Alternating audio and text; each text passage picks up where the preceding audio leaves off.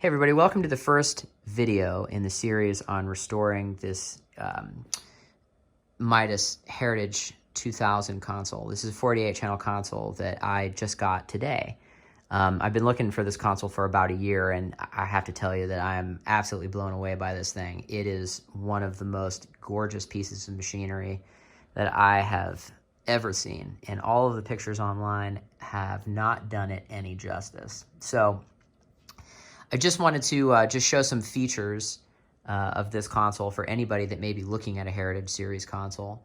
I've been scouring the internet for a long time about all the differences between the four Heritage Series consoles, and I decided on a Heritage 2000, and I just want to look at some of its features and show you why I picked this console.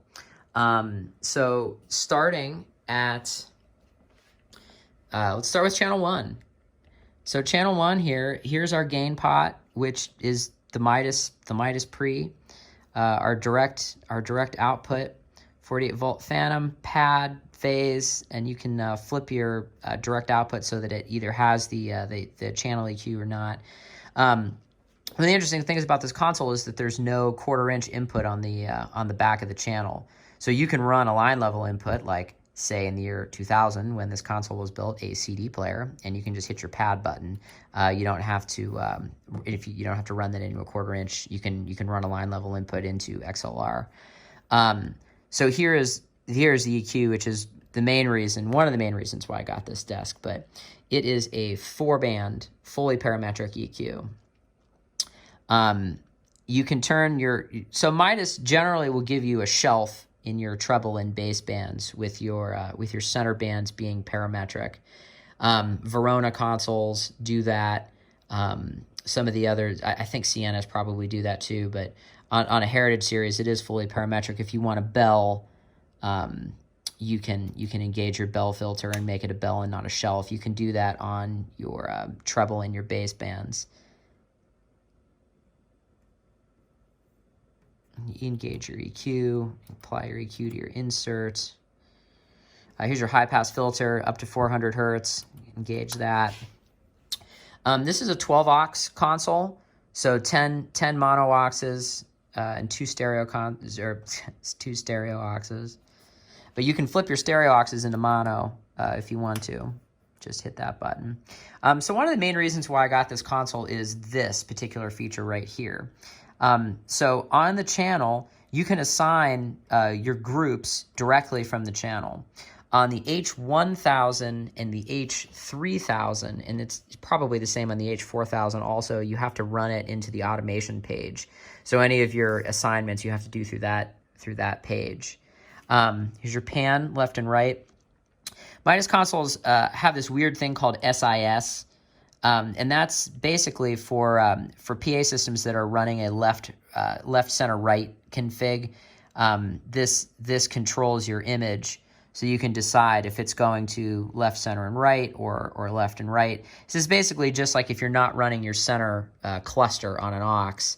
This just so if you're panning things, it gives you equal panning to all 3 clusters if you want it, or if you want it to be more independent. Here's your safes for your automation, mute, fader. There's your solo button, your set button for setting your VCAs. Now on Heritage consoles, there is actually automation on these. So the automation that you can do is fader position and your mute groups. So, excuse me, when you're in a recall point, when you run a scene, these lights will illuminate to tell you where your fader is. And if you're between 2 lights will illuminate, and then as soon as you get the position right, they'll turn off. Now, I haven't seen this. I've only read the manual, so I actually don't have a power supply for this console yet, so that should be here hopefully this week. So there are certain features that I don't know. I'm giving you my day one impression of this. So let's take a look at our master section here. Here's your aux masters, 1, 2, 3, 4, 5, 6. 7, 8, 9, 10, 11, 12 for your auxes. Here's your groups, 12 mono or 6 stereo groups, 10 VCAs. Now, these faders are P&G faders. these are PNG, these are PNG. Now, these are not. There's not a PNG logo. I know they're a different fader, but I don't know the manufacturer of them. I'll find that out for you. Here's your master fader, which is just, oh, so satisfying. And here's your matrix masters right here. One of my favorite things about this console is this SIP button right here. It's got this cool little guarded switch on it. So when you engage your SIP button, it follows your channel solos, so that if you solo a channel, it solos it in the PA versus soloing it just in your headphones, which is why that button's guarded. I imagine that would probably be pretty jarring to an audience if you all of a sudden your mix cuts out and you just hear the snare drum. So Heritage consoles generally have stereo channels. This particular console came with 4.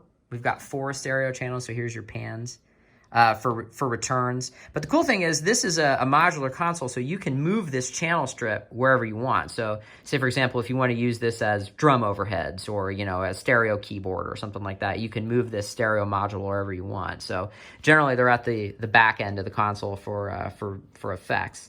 So as far as damage to this console goes, this seems to be it. There's just a bent channel 48 fader and just a few scuffs, but it's a 20-year-old console. The serial number on the back says that it was built in 2000, and it is 2020. So you have to imagine that a console that's been toured definitely has some scuffs on it. So the first video, or let me show you the back first. I'm running out of space on my phone here, so I'm going to try to make this quick. If there's a feature that you would like to see, please let me know. Oh, I learned this today. This part is hinged right here. This is where your little lights are. I was thinking, I'm like, man, they didn't give me the little lights with this, but they did. It's under this little hinge part. So, and there's a little rail right here for a script slide, which I would love to find one of those. So here's your the master section back here. Here's the back of the channels. XLR for input and direct out, 1/4 inch for insert, send, and return. Here's your master section here. This is a Harding connector, H-A-R-T-I-N-G, Harding connector, 10-pin for the power supply. A Midas thing that's kind of cool is this CAN bus. This is a 5-pin XLR that allows you to link consoles together. So if you wanted to run 2 H2000s at front of house, one is your master and one is the slave console. And then so mute groups and things like that will follow. So I'm going to wrap this video up. The first thing that we're going to do on this console is we're going to pop this VCA section here and replace the battery. I had a Midas tech tell me don't power on the console until you get the battery, but I can't power the console in anyway because I don't have the 10-pin Harding cable or power supply, but I ordered them from another seller and should get them this week. So if anybody has any questions, please drop a comment. I would love to feature any section of this console that anybody has a question about and answer any questions. And I've met a few Midas techs this week, and they are certainly very knowledgeable people. So if you have a question, I can certainly ask them if I don't know the answer. So we appreciate you all stopping by. Make sure you come back and check out us tearing this VCA section apart, and hope everybody has a great day.